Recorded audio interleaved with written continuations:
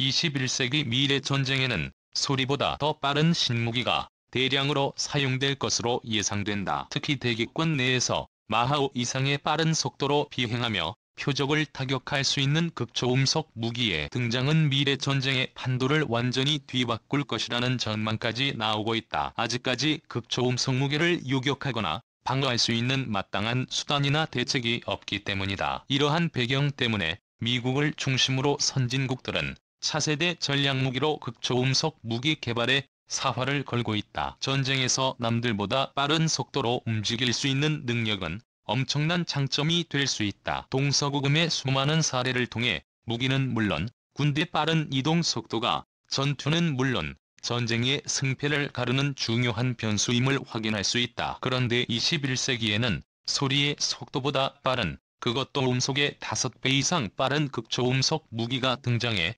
대량으로 사용될 것으로 전망되고 있다. 극초음속 무기가 변화시킬 미래전장. 그렇다면 극초음속 무기가 보편화될 21세기 미래전쟁의 모습은 어떻게 바뀌게 될까?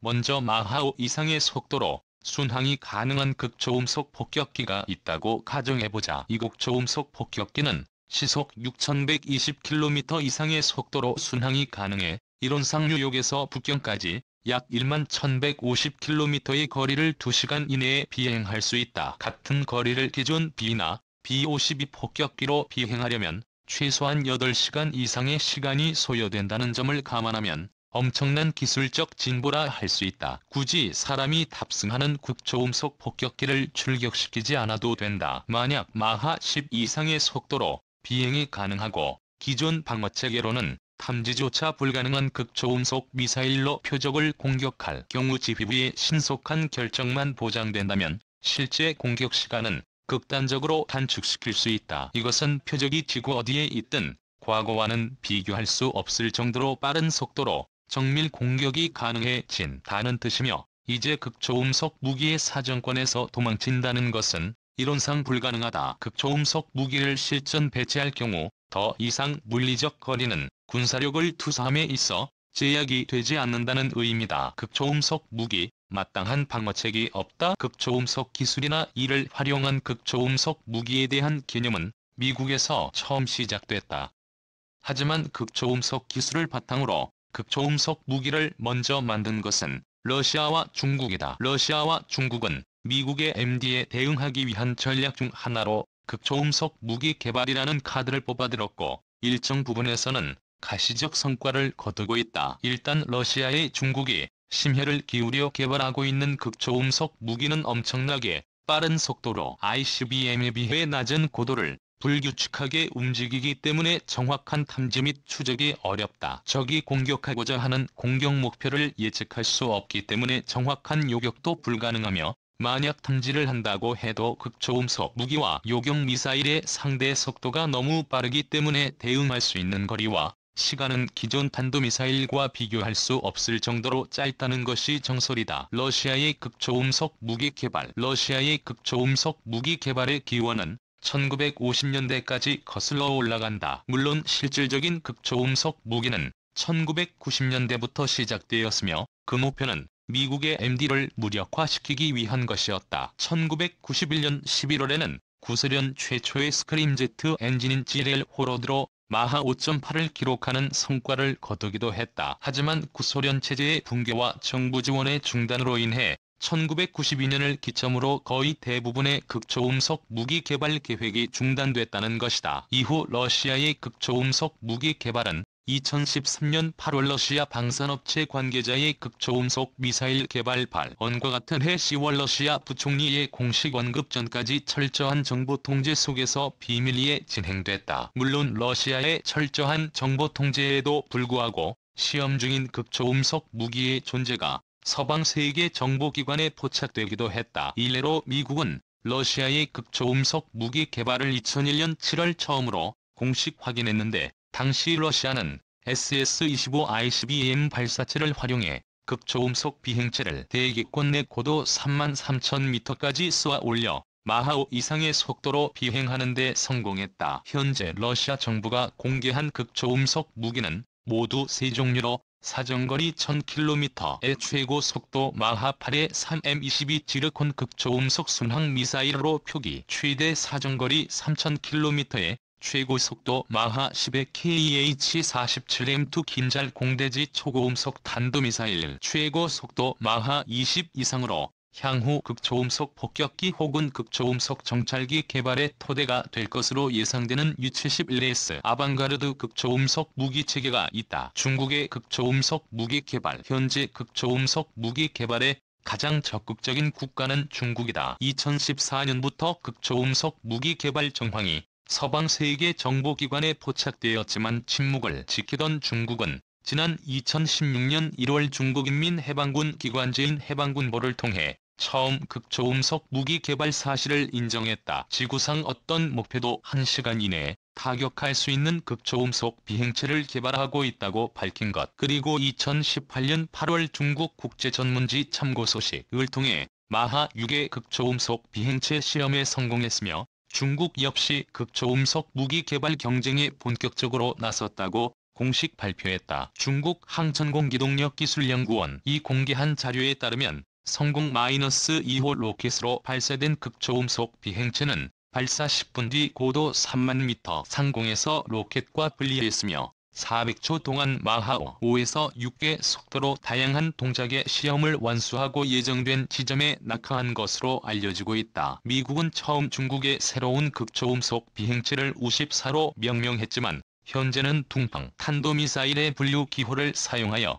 DFZF로 분류하고 있다. 2014년 1월부터 2016년 4월까지 총 7번의 발사 실험이 이루어졌으며 이 중 6번을 성공한 것으로 알려지고 있다. 현재까지 기록된 최고 비행 속도는 마하 10이며 2020년 본격적인 실전 배치가 이루어질 것으로 전망되고 있다. 이외에도 프로젝트 089로 알려진 단거리 공격용 신형 극초음속 미사일의 개발이 중국 항천과학기술그룹의 주도로 진행되고 있는 것으로 알려지고 있다. 중국은 새로운 극초음속 무기를 활용해 미국의 항공모함 전단의 대공 방어를 무력화시킬 수 있으며 이를 통해 남중국해에 대한 미국의 해군력 투사를 거부할 수 있다고 주장하고 있다. 현재 사정거리 1500에서 1770km 내외의 DF-21, MRBM 시리즈 또는 사정거리 8000에서 11200km 내외의 DF-31 ICBM 시리즈에 장착 가능하며 향후 JL-3와 같은 잠수함 발사 탄도미사일에도 장착할 수 있을 것으로 예상하고 있다. 극초음속 무기 개발보다 더 중요한 것, 러시아와 중국의 빠른 약진과 언론의 비판에도 불구하고 미군의 반응은 느긋하기만 하다. 극초음속 무기체계 개발도 중요하지만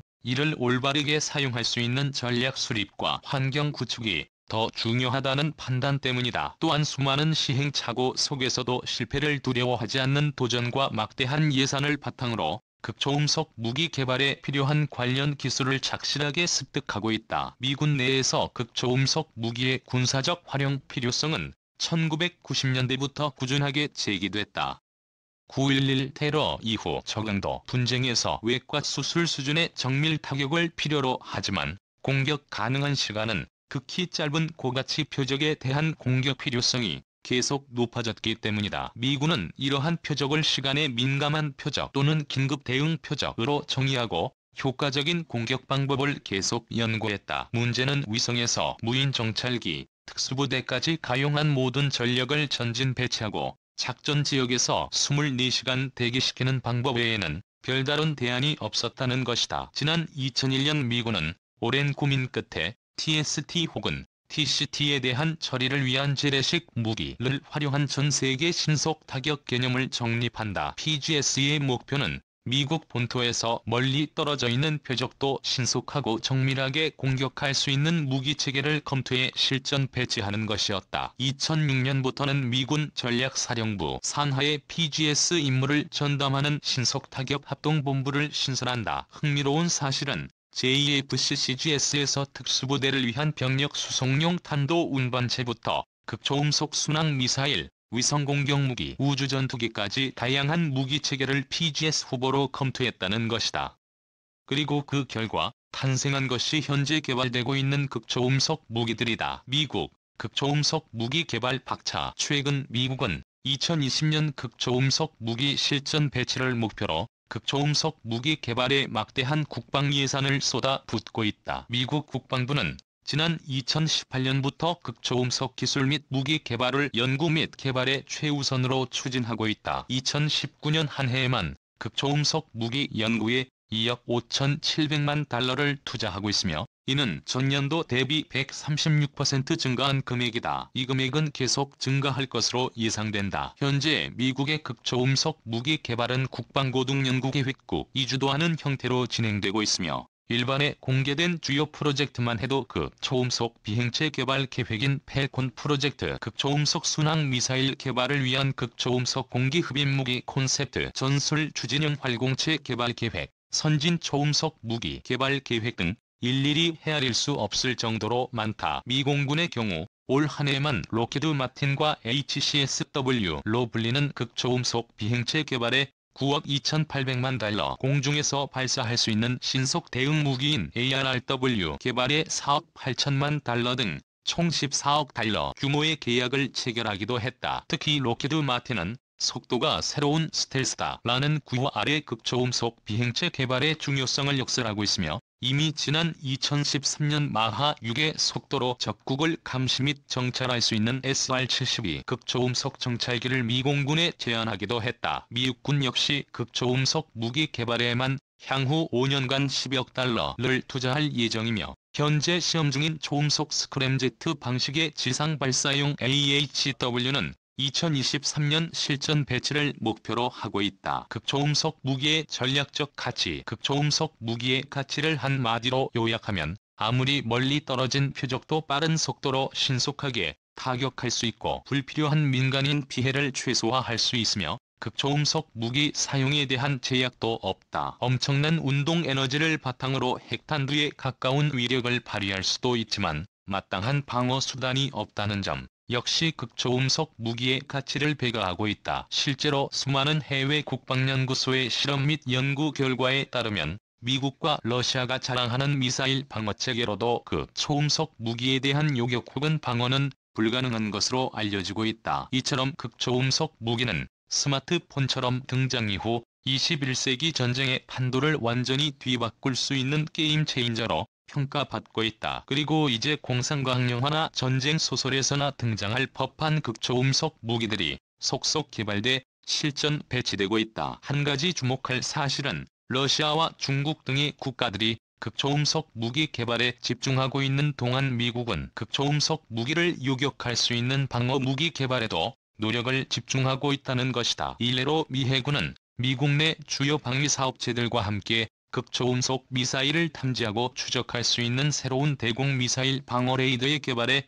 박차를 가하고 있다. 레이시어는 최근 극초음속 미사일을 요격할 수 있는 미래 레이저 무기 체계를 공개했으며 즉시 전력화가 가능하다고 주장하고 있다. 이외에도 현재 개발 중인 레이저 무기나 레일건과 같은 미래 에너지 무기에 극초음속 무기 대응 능력을 부여하기 위한 연구 역시 활발하게 진행되고 있다. 만약 이러한 계획이 성공한다면 미국은 21세기 미래전장에서도 강력한 창과 방패 즉 극초음속 무기와 대응 무기를 동시에 보유하게 될 것이며 이를 통해 절대적인 군사적 우위를 유지할 것이다.